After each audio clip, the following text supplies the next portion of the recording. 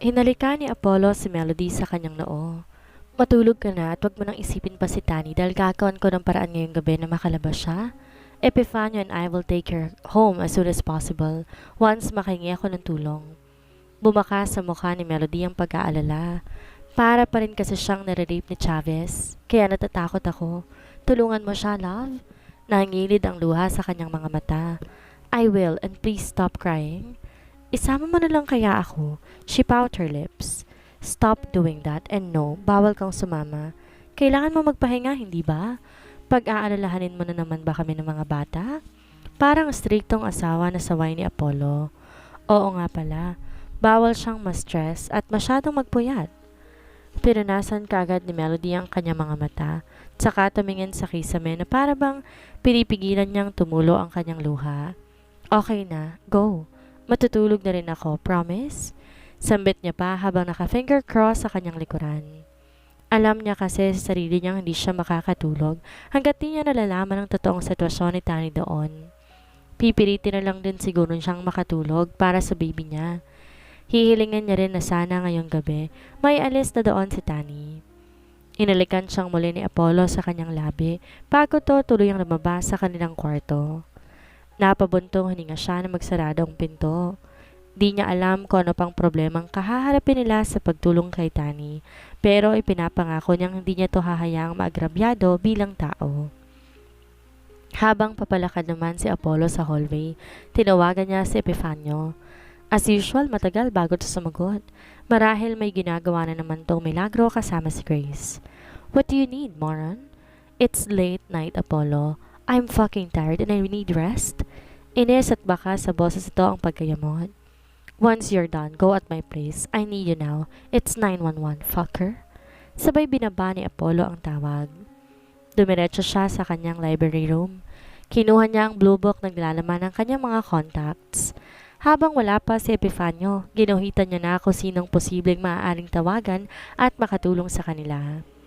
Natigilan siya na makita ang pangalan ng kanyang ninong Castro. Kasalukuyan tong governor sa Manila. Ito ang una sa kanyang listahan dahil bukod sa ninong niya ito ay mabait ito at madaling lapitan. What kind of emergency? Matamlay at tamad na bunga ni Epifanio nang makapasok to ng library room. We need to help someone. Tani is in jail. Oh, si Tani? Si Tani yung maarte at nagiging maldita pagdating kay Melody? Yeah, siya nga. Sabay buntong hininga ni Apollo. Oh, deserve naman ang kulungan nun. Ang sama kaya ng ugali nun, kaya bakit mo tutulungan? Well, nakulong si Tani sa kasong murder. Pinatay niya raw ang sariling ama at sinabi na ng pulis na drug dealer siya. Napataas ng kilay sa Epifanio. Patay na si Mr. Gutierrez? Teka, parang imposible naman na si Tani ang may gawa nun. Anong motive at saka tatay niya yon? Oo at masama ang ugali niya pero tatay lang niya nagtsatsaga sa ugali niya, papatayin niya pa. At saka drug dealer. Siguro kung isa akong mafia boss, ipapapatay ko siya kaagad dahil sa kaingayan niya. Hindi siya pwedeng maging drug dealer. Siguro kung isa akong mafia boss, ipapapatay ko siya kaagad dahil sa kaingayan niya. Hindi siya pwedeng maging drug dealer. Mahabang paliwanag ni Epifanio at saka naupo sa sofa. Kaya nga 'di ba, aalamin natin ang katotohanan. Pero bago yon, tutulungan muna natin siyang makalabas dahil nag-aalala sa kanya si Melody. At nag-aalala rin ako kay Melody. Hay nako, anghel talaga tong si Melody no? Tapos ikaw, fallen angel? Binato ni Apollo ng ballpen si Epifanio at kagad tong umilag habang natatawa at naka-peace sign. Puro ka naman kalokohan, Epifanio. Umayos ka nga. Seryosong sambit ni Apollo at muling tumingin sa blue book. Tawagan mo si Tyson at Jerry. Utos niya rito. Si Tyson at Jerry? Seryoso ka? Gulat na tanong ni Epifanio. Ito kasi ang mga tauhan nilang lumiligpit ng kanilang mga kalat. Ito rin lumiligpit sa mga taong gusto nilang burahin sa mundo. At sobrang tagal na. Halos taon na bago to ipatawag muli ni Apollo. Tumango si Apollo. Kailangan ko sila. May ipapatrabaho kong pulis? Nakahalukip-kip na tugon ni Apollo. Sino naman? Si Chavez. Minanyak si Melody eh. Chavez? Yung umasikaso sa accident case ng mommy mo? Hindi ba tauhan siya ng... Tumango si Apollo bilang tugon. Magsasalita pa sana siya nang may marinig silang katok mula sa pintuan. Nang bumukas ito, hindi nila inaasahan kung sinong naroroon habang nakatayo at seryosong nakatingin sa kanilang dalawa. "One of my men contacted me, Apollo. What have you done?" Yun kaagad ang binungad ng daddy ni Apollo. Baka sa aura nito ang pagkaseryoso at tila may galit na nararamdaman. Dahan-dahan tong naglakad papasok sa library room. Ramdam kaagad ni Epifanio ang tensyon sa mag-ama. Napasuot kasi ang kamay ni Apollo sa bulsa nito at bakas din ang galit at inis na marahil pilit itinatago nito. "Nagsumbong ka agad kahit wala pa akong ginagawa?" Sambit naman ni Apollo. "Tsaka na dapat siya magsumbong kapag pinapatrabaho ko na siya sa tauhan ko." "Chavez is not just a people of mine, Apollo. Alam mo yan." "Yes, I know. He is your right dog, your friend and so-called family. Pero wala akong pakialam sa kanya. Hindi ko siya kaano-ano at hindi ko siya kilala. Binastos niya ang asawa ko. Dad, anong gusto mong gawin ko? Hayaan ko ang ginawa niyang yon?" Napalakas na rin ang boses ni Apollo. "Kumalma muna kayong dalawa. Tito Arthur, Apollo?" Pagpapagitna ni Epifanio habang siya ay pinagpapawisan. "Hindi. Hindi ako kakalma. This is a serious matter. Melody is my wife. Minanyak siya ni Chavez, Dad. Nang tuta niyong simula pa lang noon na may nyakis naman na talaga. Hindi ko nga alam kung bakit nagkaroon ka ng tauhan na gano'n ang hilat siya ng bituka." "Totoo ba ang iyong sinasabi?" Kalmadong tanong ng matanda. "Hindi ako magsisinungaling dahil wala akong mapapala sa gano'n. Kung gusto niyo, kausapin niyo si Melody kung talagang hindi kayo naniniwala sa akin." Hindi na nagsalita pa si Arthur at lumabas na ng library room. Napakayom siya ng kamao habang nakatayo sa hallway. "Akala ko nagbago ka na, Chavez." Mahinang sambit niya at saka umiling. Hindi na dapat niya binihisa na isang tulad ng hayop na yon. Ngayon, isa patuloy sa kanyang pamilya ang binastos nito. "Sisiguraduhin kong hindi ka nasisikatan pa ng araw, Chavez." Sa isip ni Alejandro, tsaka naglakad patungo sa kanyang kwarto habang naka-assist sa kanya si Melandro. Kinabukasan, nagising si Melody nang wala na sa kanyang tabi si Apollo, habang may patuloy naman na kumakatok sa pintuan ng kanilang kwarto. Pupungay-pungay ang kanyang mga mata na tumayo, nagtungo sa pinto at marahang pinagbuksan ito. "Breakfast is ready. Let's go." Nakangiting sambit ni Athena na siyang kinakunot ng noon niya. "What do you mean?" Naguguluhan niyang tanong. Nananaginip ba siya? Eto sa harap niya si Athena. Nakangiti at tila bawala silang away na naganap.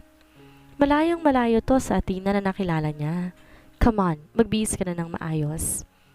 "I have good news kaya maganda rin ang gising ko." Tila excited pa nitong sambit. Nakita kong nagbukas ang pintuan ng kambal. Laking gulat niya nang lapitan to ni Athena at nagtawanan pa ito habang ginugulong to ang buhok ng kambal. Kung si Leven tuwang-tuwa, si Lexus naman nakatingin sa kanya at nakabusangot. Hindi niya talaga maintindihan ang mga nangyayari. Pumasok na siya nang bumaba na ang tatlo, saka nag-asikaso para magpalit ng damit at makapag-ayos. Palaisipan pa rin talaga sa kanya ang kinikilos ni Athena. Wala namang bakas ng kaplastikan, pure na sinseridad ang kanyang nakikita. Bumaba na siya at sakto naman na nakita niyang may dalang tray si Grace kaya dumikit siya rito. "Anong meron? Ang daming pagkain na. May okasyon ba ngayon ng mga lokseryo?" Sunod-sunod niyang tanong dito nang pabulong lamang. "Hindi ko rin po alam, Ate Melody. Yang si Brohilda Athena po ang nagluto ng lahat ng to. Naging assistant nga lang po ang ating cook." Napaawang ang labi ni Melody. "Seryoso? Parang pang restaurant to mga hinain niyo ah." Namamangha naman niyang sambit. "Magaling po talagang magluto yan si Ma'am Athena. Tinuruan daw po ni Madam noon." Sambit naman ni Hope. Napatango naman na lang si Melody. Pero anong okasyon? Anong good news ang sinasabi ni Athena? Bigla naman nakaramdam siya ng kaba. Paano kung sabihin na ni Athena ang kanyang nalalaman tungkol sa kanya, tungkol sa una nilang pagkikita noon? Marahil good news to para kay Athena dahil gusto nitong masira sila ni Apollo. Ngunit hindi ba't dapat mas lalo itong magmaldita sa kanya? Kesa lituhin at tanungin pa ni Melody ang kanyang sarili, naglakas loob na lamang siyang magtungo sa dining table. Naroon ang lahat, maliban lamang kay Apollo. Napakunot siya ng noo. Bakit wala ito rito? Nasaan kaya siya? Huling usapan nila kagabi ay ang tungkol kay Athena. "Upo ka na, Melody." Nakangiting maestra pa ni Athena sa kanya. Hindi na siya nagsalita pa dahil pakiramdam niya mas lalo lamang siyang maiilang. Nang makaupo siya ay nagbuka si Athena ng champagne at isa-isang sinalina nito ang kanilang baso. Nag-aalangan pa siyang ilahad ang kanyang wine glass dahil bawal sa kanyang alcohol. Nagpunta si Athena sa gitna at nakangiting nakatingin sa kanila. Para saan ba tong engranding handaan na to?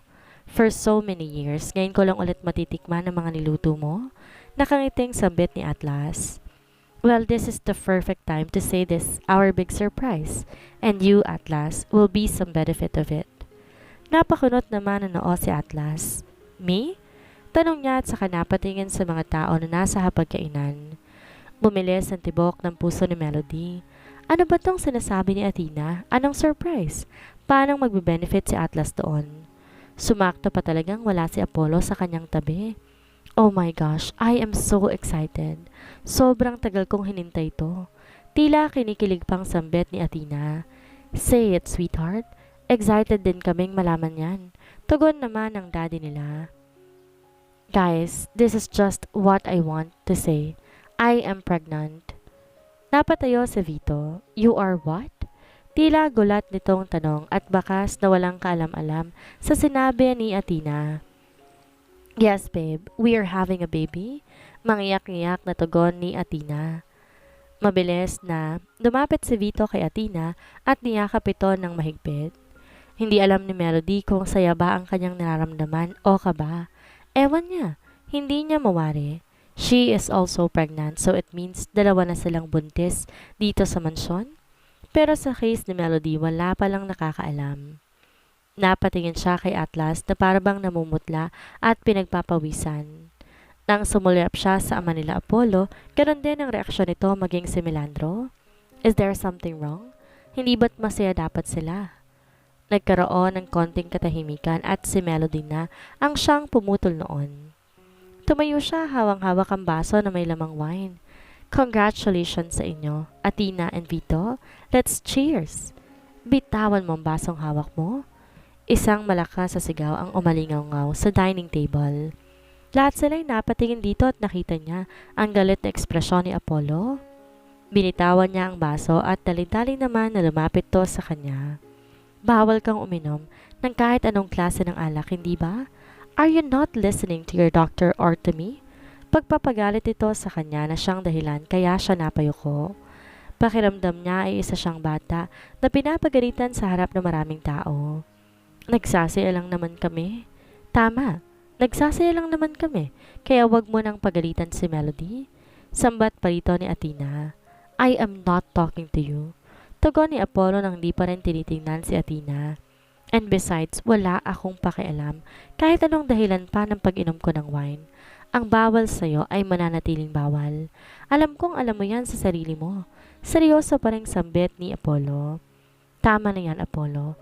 You already ruined the surprise. Alam na ngayon ni Melody ang tama at ang mali. Sambit ng daddy nila ngunit sa kalooban nito, pilit siyang napapangiti dahil sa napaka-protective bilang isang asawa si Apollo. Maupo ka na makakain na tayo? Dagdag pa nito. Doon lang naalala ni Apollo ang kanyang kasama. Sandali lang, may tatawagan lang ako. Umalis si Apollo at nang bumalik ito, kasama na niya si Tani. Nalaki ang mga mata ni Melody at napaawang kanyang labi. Dali-dali siyang tumakbo papalapit kay Tani at niyakap to na mahigpit. Tiniyak niya lamang na hindi maiipit ang tiyan nito. Mabuti naman at nakalabas ka na. Mangiyak-ngiyak na sambit ni Melody. Oo nga, maraming salamat sa inyo. Salamat ng sobra. Utang na loob ko sa inyo ang buhay ko at ng baby ko. Hagulhol ang pag-iyak na tugon ni Tani. Bumalik sa kanyang alaala kung paano siya nailigtas ni Apollo kagabi.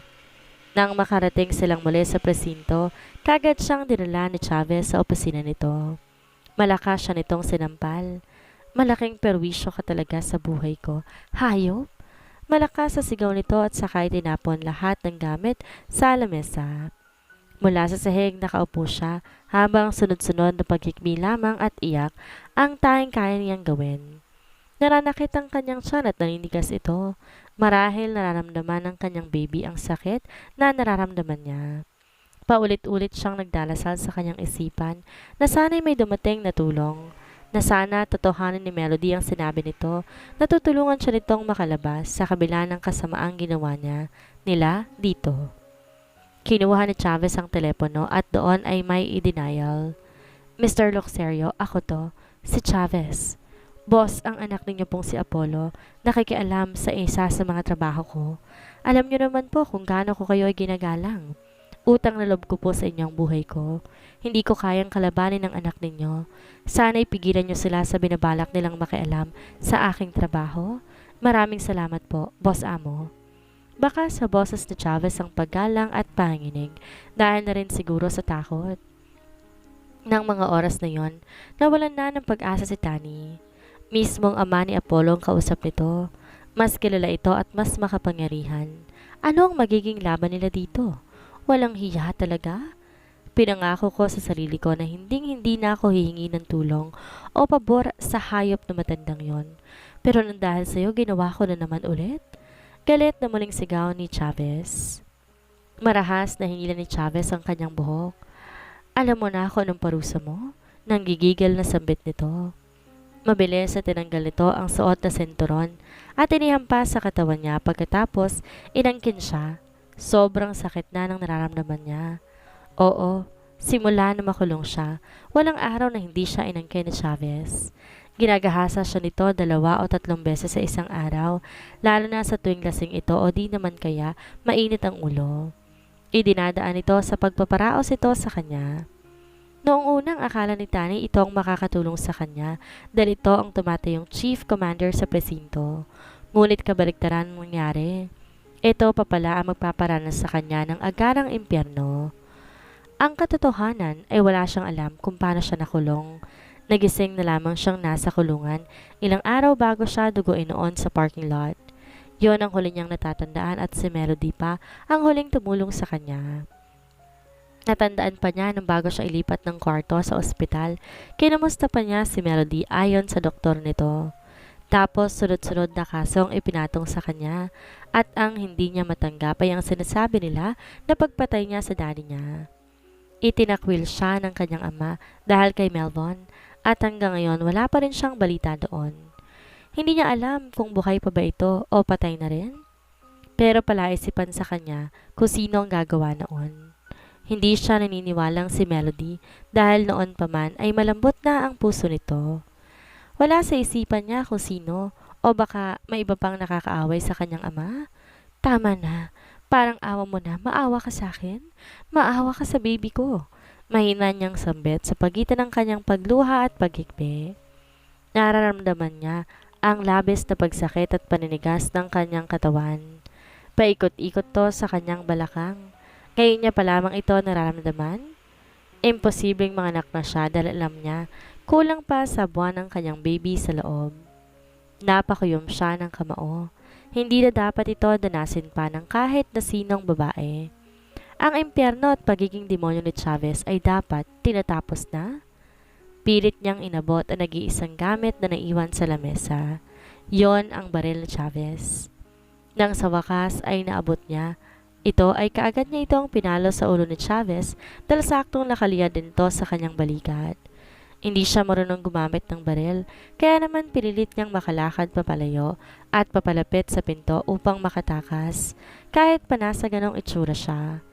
Nagulat na lamang siya nang bigla hilahin ni Chavez ang kanyang buhok, ngunit kaagad tong napabitaw sa kanya at sumigaw ng pagkalakas-lakas.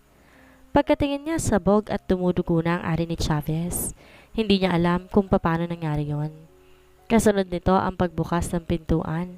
O edi sabog yan dahil sa kamanyakan mo? Sambit ng isang lalaking di niya makilala, lalo pa at nakamask ito.